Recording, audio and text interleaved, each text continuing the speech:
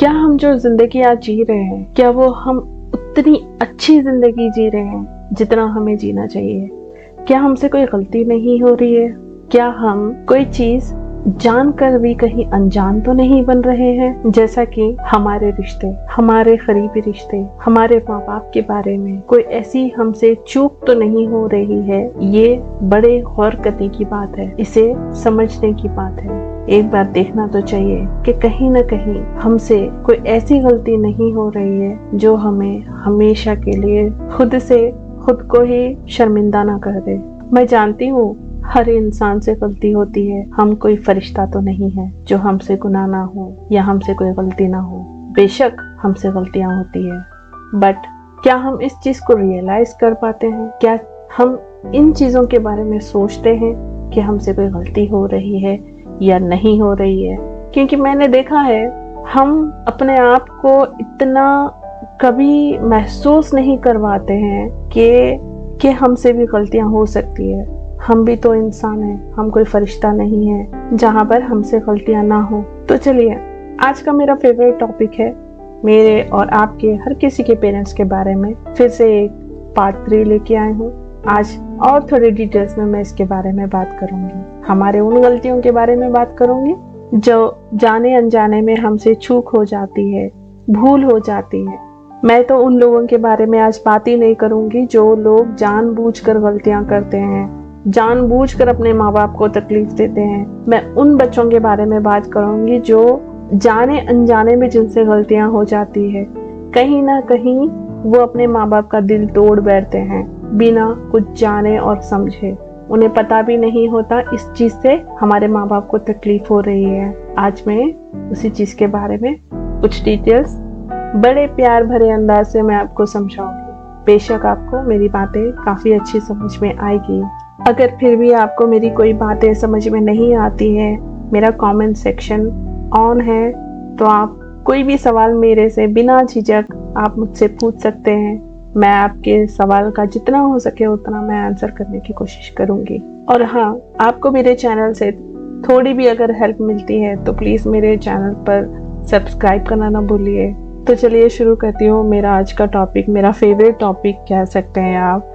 हमारे बूढ़े माँ बाप का ख्याल कैसे किया जाए, जो कहीं ना कहीं हमसे भूल जो हो जाती है, उस भूल को हम लोग आइडेंटिफाई करेंगे। भूल मतलब चूक हो जाती है हमसे उनकी देखभाल के लिए, उनकी खिदमत में। जैसा कि टाइम पर उनके खाने पीने का ख्याल रखना, या उनके दवाइयों का ख्याल रखना, या उनके शावर का हम ख्याल रखना। अगर वो हाथ और पाँव से अगर पैरालाइज है, उठ नहीं सकते हैं, कर नहीं सकते, तो सारी चीजें हम पर इतने डिपेंडेंट हो जाते हैं। वो हमें टाइम टू टाइम, जैसे हम छोटे बच्चों के बारे में हमें ख्याल रखना होता है, उसी तरह मोर देन बच्चों से भी ज्यादा हमें उनका टेक केयर करना पड़ता है उस एज में आने के बाद। बहू है, बेटी है घर में, अगर टाइम टू टाइम अगर उनका ख्याल करने वाली कोई लेडीज है, देखभाल टाइम पे हो रही है, खाना पीना दवाइयों का, तो वाकई में वो बूढ़े माँ बाप जो है ना बहुत खुशकिस्मत है, समझूंगी मैं तो। मेरी ये बातें और मेरा ये ऑडियो उन माँ बाप को भी सुनाइए जिनकी खिदमत घर वाले कर रहे हैं, क्योंकि उन्हें भी महसूस हो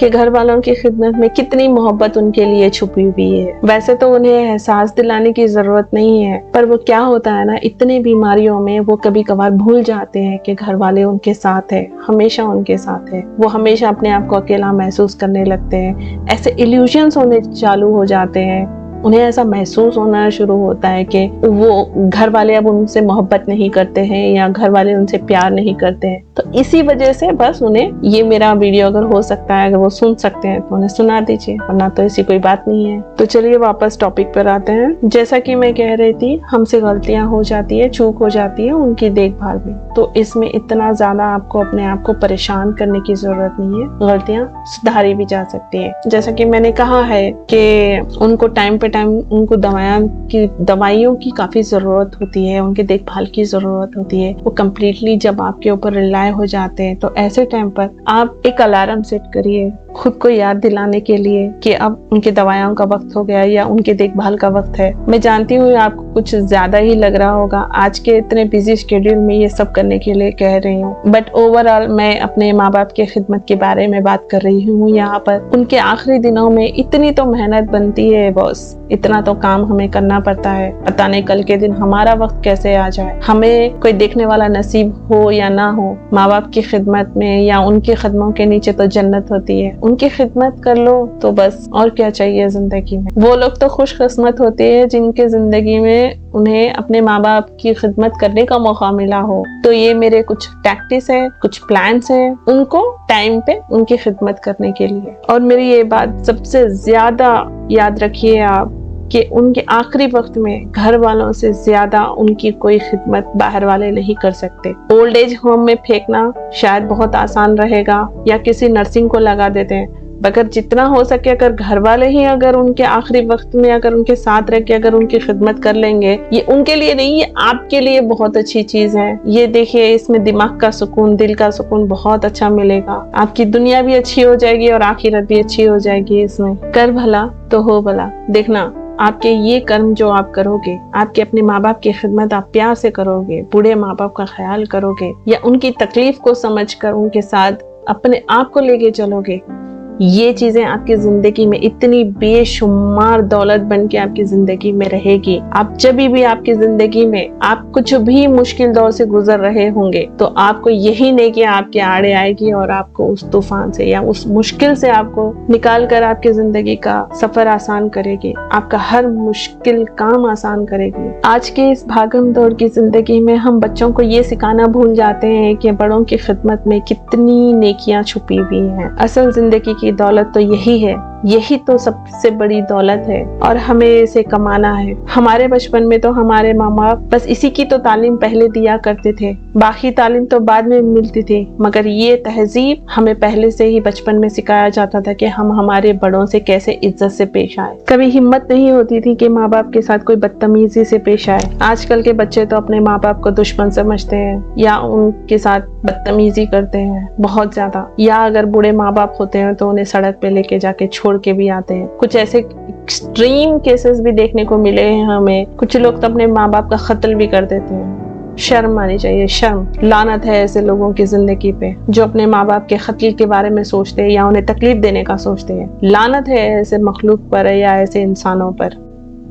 ऐसी चीजें होनी नहीं चाहिए बट हम होने देते हैं। कई बार आपके मोहल्ले में या कई आपके अड़ोस पड़ोस में भी कभी कभार ऐसा जुल्म होता रहता है माँ बाप के साथ। हम देखकर भी अनजान मारकर चले जाते हैं। एक बात जरूर कहना चाहूंगी, अगर कहीं आपके सामने अगर ऐसा जुल्म होता हुआ नजर आ जाए तो अनजान मत मारिए, जाके देखिए, पूछिए एक्चुअली में प्रॉब्लम क्या चल रहा है घर में, उनके पेरेंट्स के साथ में ऐसा सलूक क्यों किया जा रहा है। अगर आपके बात करने के बाद में भी वो लोग अगर आपसे बदतमीजी से अगर पेश आ रहे हैं तो इमीडिएटली पुलिस स्टेशन में तो जरूर उनके खिलाफ कंप्लेंट कर दीजिए। इस तरह उनकी मदद हो जाएगी। बहरहाल कहने का ओवरऑल मतलब ये है कि अनजान मत मारिए, कुछ न कुछ करिए और कुछ न कुछ करके हेल्प तो कर दीजिए। सो फ्रेंड्स, जैसा कि मैंने बताया है कि आप एक अलार्म सेट कर लीजिए उनकी देखभाल करने के लिए, टाइम टू टाइम उनकी दवाइयों का या खाने का देखभाल करने के लिए, और उनसे बात करते रहिए। कम्युनिकेशन अपना ऑन रखिए। कम्युनिकेशन कभी कट डाउन नहीं होना चाहिए उनके साथ में। भले ही वो रिप्लाई आपके साथ करे या ना करे, भले ही वो आपकी कॉन्वर्सेशन में पार्टिसिपेट करे या ना करे, बट उनके साथ अपना कम्युनिकेशन हमेशा ऑन रखिए। भले ही आपको उनकी बात पसंद नहीं आती हो, भले ही वो कोई चीज समझ नहीं पाते हो, फिर भी उनके साथ कम्युनिकेशन ऑन रखिए और उनका ख्याल रखिए और खुद का भी ख्याल रखिए। मैं जल्द आऊंगी बहुत सारे और इन्फॉर्मेशन के साथ, तो तब तक के लिए अपना ख्याल रखिए, अपनी इज्जत व आबरू का भी ख्याल रखिए। लाइक और सब्सक्राइब करिए मेरे चैनल पर। Thank you, have a nice day, take care, bye bye.